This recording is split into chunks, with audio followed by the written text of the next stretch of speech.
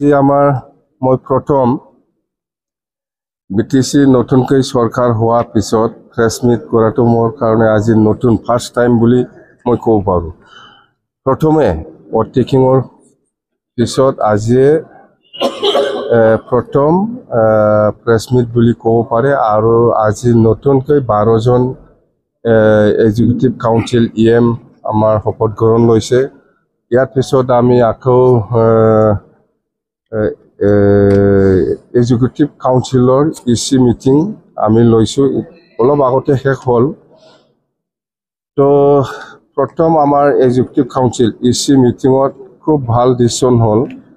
আমি আগত যেনেকৈ প্ৰচাৰ কৰি আহিছে এই হিচাপত আমি আলোচনা কৰি পেলাই ডিচিশ্যন ল'ব পাৰিছোঁ। এইটো হ'ল প্ৰথমত আমি খুব ভাল ডিচিশ্যন একটা আহিল, যিসকলৰ লগত মাটিৰ পাট্টা নাই, আইনগতভাৱে যিসকলে মাটিৰ পাট্টা পাব লগা আছে চবেই মাটিৰ পাট্টা পাব। সেইটো আমি আৰু সেইটো দিবৰ কাৰণে যিখিনি অফিচিয়েল ষ্টাফ লাগে, যদি শ্বৰ্টেজ আছে তেতিয়াহ'লে সেই ৰেভিনিউ ডিপাৰ্টমেণ্টৰ পৰা যিসকল ৰিটায়াৰ্ড হৈছে যেনিবা খানাংগ হওক, কোনোবা মণ্ডল হওক বা কোনোবা যিকোনো অফিচিয়েলছ ৰিটায়াৰ্ড পাৰ্চনসকলক লৈ পেলাই ইমিডিয়েটলি এই কামটো কৰিব লাগে বুলি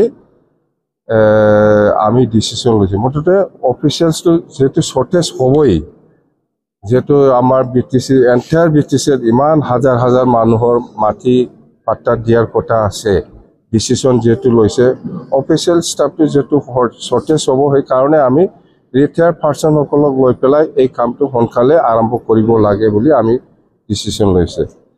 আৰু ছেকেণ্ডলি আমি CSBটো আমি ডিজলভ কৰিলোঁ। আগৰ CSB চেণ্ট্ৰেল ছিলেকশ্যন বৰ্ড সেইটো আমি ডিজলভ কৰিলোঁ। ইয়াৰ পিছত আমি ডিচিশ্যন লৈছে আমি আগত প্ৰচাৰ কৰা নিচিনা ওদালগুৰিত মিনি ছেক্ৰেটাৰিয়েট বনাব লাগে, সেইটো আমি ডিচিশ্যন লৈছে বনাব। মিনি ছেক্ৰেটাৰিয়েট নতুনকৈ আমি বনাম ওদালগুৰিত। আৰু এতিয়া বিল্ডিং কনষ্ট্ৰাকশ্যনটো শেষ হোৱাৰ আগতে আমি যিহেতু কামটো আৰম্ভ কৰিব লাগে, আমি ডিষ্ট্ৰিক্ট লেভেলত যিখিনি অফিচাৰসকল আছে এইসকলক লৈ পেলাই আমি কিছুমান কামটো আগবাঢ়ি লৈ যাম। এতিয়া যিহেতু বিল্ডিং কনষ্ট্ৰাকশ্যনটো সময় লাগিব বা আমাৰ অফিচিয়েলছসকলটো চেংচন হ'বৰ কাৰণে অলপ সময় লাগিব, সেইকাৰণে এক্সিষ্টিং ডিষ্ট্ৰিক্ট লেভেলত যিখিনি অফিচাৰ্ছ আছে সিহঁতক ডাবল এটাচমেণ্টত দি পেলাই আমি বা BTC ছেক্ৰেটাৰিয়েটত কোনোবা অফিচাৰক আমি এটাচমেণ্টত দি পেলাই আমি অফিচটো চলাই যাম। মুঠতে মিনি ছেক্ৰেটাৰিয়েট ওদালগুৰিত আৰম্ভ হৈছে বুলি আপোনালোকে ধৰিব পাৰে, এইটো কথা। আৰু আমাৰ আছে 5 বছৰ আমি যেতিয়া নেকি চৰকাৰ চলাইছিল এই সময়ত আমি বহুত এমপ্লয়ী আমি ফিক্স পে হিচাপে আমি এপইণ্টমেণ্ট দি পেলাই গৈছিল। সিহঁতে 5 বছৰ একো চেলাৰী পোৱা নাই। এতিয়া আমি ডিচিশ্যন লৈছোঁ যে অতি সোনকালে যিমান পাৰে আমি ইমিডিয়েটলি 2.5 বছৰৰ কাৰণে ইহঁতৰ চেলাৰীটো আমি দিম। ফিক্স পে যিসকল এমপ্লয়ী আছিল 5 বছৰ মানে চেলাৰী দিয়া নাছিলে, ইহঁতক আমি 2.5 বছৰ ইমিডিয়েটলি আমি এই চেলাৰীটো দিবৰ কাৰণে ব্যৱস্থা কৰিম। আৰু মেজৰ আছে আমাৰ আৰু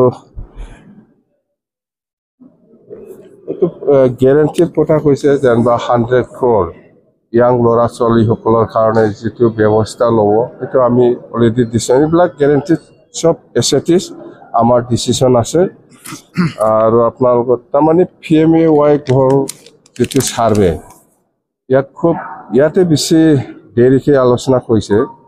PMAY যিটো ছাৰ্ভে, এই ছাৰ্ভেত মানে এনেকুৱা বদমাছ, মানে এজন মানুহে 3টা 4টা মানে PMAY কিবা কি বুলি কয় জিঅ' টেকিং কৰি লৈছে। এইটোতো মানে এতিয়া আমি নতুনকৈ যিটো আমাৰ দলৰ হৈ বা আমাৰ চৰকাৰৰ হৈ যিটো আমি নতুনকৈ জিঅ' টেক কৰিবলৈ গৈছে বা ছাৰ্ভে কৰিবলৈ যোৱা সময়ত আমি দেখিবলৈ পাইছে কোনোবা এজনে 3টা ঘৰ লৈছে, কোনোবা যিটো নোপোৱা মানুহ এইবিলাক মানুহে PMAY ঘৰৰ কিবাটো এলোকেশ্যনটো লৈছে। যেনক তো এইটো খুব চিৰিয়াছ, এইবিলাক চব কেঞ্চেল হ'ব আৰু আমাৰ সময়টো অতি কম। 18 তাৰিখৰ ভিতৰত এইবিলাক যিমান আগত প্ৰমোদ বড়োৱে জিঅ'টেক কৰি পেলাই সাৰ্ভে কৰি পেলাই আপলোড কৰিছিল বা আপলোড কৰিবৰ কাৰণে প্ৰপ'জাল দিছিল, সেইটো আমি গোটেই নিয়ম অনুযায়ী যিসকলে পাব লগা অধিকাৰ আছে বা পাব লগা ক্ৰাইটেৰিয়া আছে এই হিচাপত চবেই পাব। কিন্তু নোহোৱা যিবিলাক মানুহে ঘৰে নাপায়, ক্ৰাইটেৰিয়া নিমিলে, এইবিলাক মানুহে যদি এনেকুৱা কৰি লয় এইটোতো বিৰাট ডাঙৰ ভুল হ'ব। তো আমি যিখিনি সাৰ্ভে কৰি আছে এতিয়া বহুত ভুল আছে। ভুল মানে যিবিলাক নোপোৱা মানুহ এইবিলাকে নিজৰ নামত কৰি লৈছে, এইটো চব কেঞ্চেল হ'ব। এতিয়া আৰু আমি আজি 14 তাৰিখ আৰু 4 দিন আছে। এই 4 দিনৰ ভিতৰত বহুত আৰু ওলাব। অন্তত খুব চিৰিয়াছ ডিছকাশ্যনটো হ'ল PMAY, তাৰমানে PMAYটো অতি সোনকালে দিব লাগে। 18 তাৰিখৰ ভিতৰত আগত যিখিনি ইহঁতে সাৰ্ভে কৰিছে এইটো আমি ৰিসাৰ্ভে কৰি পেলাই আমি সাবমিট কৰিব লাগে। যদি ক'ৰবা যদি নতুন কোনোবা পাব লগা মানুহে যদি পোৱা নাই, ইয়াকো আমি জিঅ'টেক কৰি পেলাই আমি দিবৰ কাৰণে ব্যৱস্থা ল'ব। তাৰমানে যিসকলে ক্ৰাইটেৰিয়া মিলিছে কিন্তু ইহঁতক প্ৰমোদ বড়োৱে কৰা নাই, এইটো আমি কৰিম। ইয়াৰ পাৰ্টিৰ লগত কোনো কথা নাই, কোন BJP, কোন কংগ্ৰেছ, কোন UPPL, কোন BJP, কোন BPF, ইয়াৰ লগত কোনো কথা নাই। যিসকলে পাব কাৰণে অধিকাৰ আছে, ক্ৰাইটেৰিয়া আছে, এই সকলে চবে PMAY ঘৰ পাব। ইহঁতৰ সাৰ্ভেটো হ'ল এইটো BPF, এইটো কংগ্ৰেছ, এইটো BJP পাব নালাগে। UPPL ছাপৰ্টাৰ হিচাপে এজন মানুহে 3টা 4টা এনেকুৱা ঘৰ বনাই লয়, এইটোতো বিৰাট বেআইনী। এইটো কিবা একটা আইনী ব্যৱস্থা হ'ব, চাই ল'ম আমি।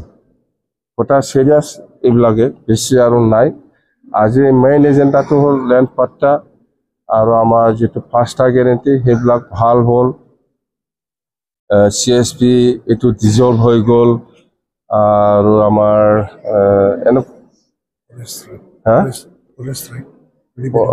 ফৰেষ্টৰ যিখিনি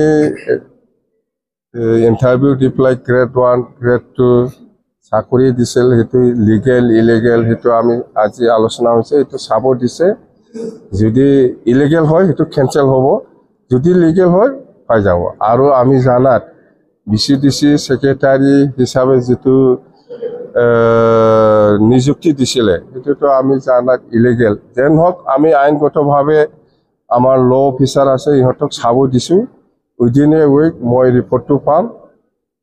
এই ৰিপৰ্টটো চাই পেলাই যদি কেঞ্চেল কৰিব লাগে মই কেঞ্চেল কৰি দিম।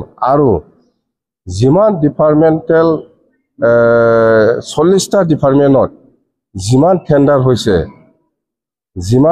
হৈছে, টেণ্ডাৰ হৈ পেলাই ৱাৰ্ক অৰ্ডাৰ দিছে বা কাম কৰা নাই, ৱাৰ্ক অৰ্ডাৰ যদিও দিছে কাম কৰা নাই, বা টেণ্ডাৰ হৈছে ৱাৰ্ক অৰ্ডাৰ হোৱা নাই, এইবিলাক গোটেইটো অল ডিপাৰ্টমেণ্ট কেঞ্চেল আমি আজি ডিচিশ্যন লৈছে।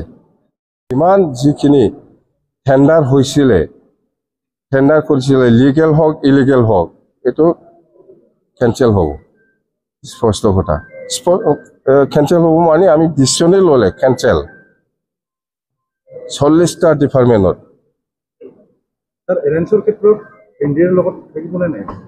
এইটো আলোচনা চলি আছে, এইটো ৰাজনৈতিক কথা হ'ল, এইটো আলোচনা কৰি আছে, আলোচনাৰ মাজতে হ'ব। আমি NDAত থাকিম নাথাকিম সেইটো আলোচনা হৈ আছে, বিৰাট ভালকৈ পজিটিভলি গৈ আছে আলোচনাটো, নিশ্চয় আশা কৰিব পাৰোঁ আমি।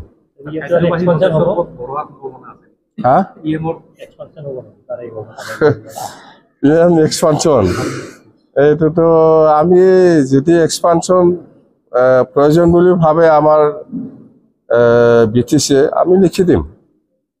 এতিয়া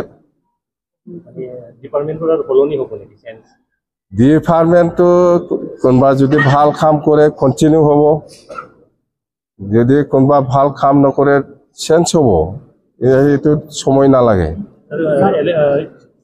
করপশনটো যাতে নহয় এইটো মুখেদি কয় একো লাভ নাই। মই কোনোবা প্ৰমোদ বড়োৰ নিচিনা এইবিলাক নকওঁ, আমি কাম দি একশ্যনটো ল'ম। আজি মই ক'ব কাৰাপশ্যন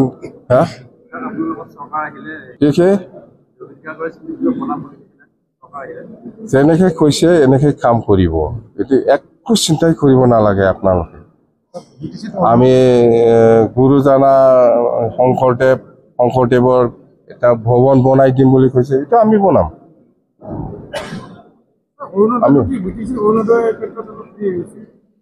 অৰুণোদয় হওক, PMAY হওক, গোটেই কিবাটো ডাইৰেক্ট BTC আৰু প্ৰমোদ বড়োৰ দিনত যিবিলাক চিলেকশ্যন হৈছে, যিবিলাক লিগেল সেইটোতো পাব, ইলিগেলটো একটাও নাপাব।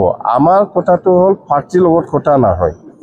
যি মানুহে পাব কাৰণে অধিকাৰ আছে, যোগ্যতা আছে, চবেই পাব স্পষ্ট কথা। ইহঁতৰ নিচিনা এইটো BJP, এইটো BPF, এইটো কংগ্ৰেছ কৈ পেলাই স্কিম আঁচনি বাছনি নকৰে আমি, স্পষ্ট কথা।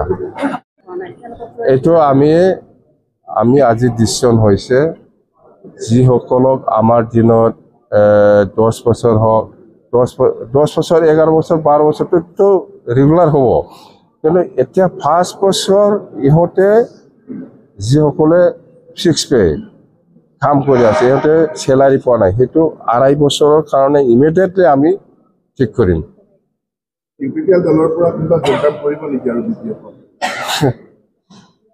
UPPL যদি লাগে আমাৰ পৰা লৈ যা, আমি কিন্তু নল'ম। আদিত্য ঠাকৰাৰী এটা অভিযোগ কৰিছে আপোনাৰ মাটি পট্টা দিওঁতে আপোনাৰ বিবেচনা কৰাৰ কাৰণে আহ্বান জনাইছে। আমি নাজানি নাকি মাটি পট্টা আইনগত হিচাপে যিসকলে পাব লাগে এইটো পাবই। আইনগত হিচাপে যিসকলে পাৱাৰ অধিকাৰ আছে চবেই পাব মাটিৰ পট্টা।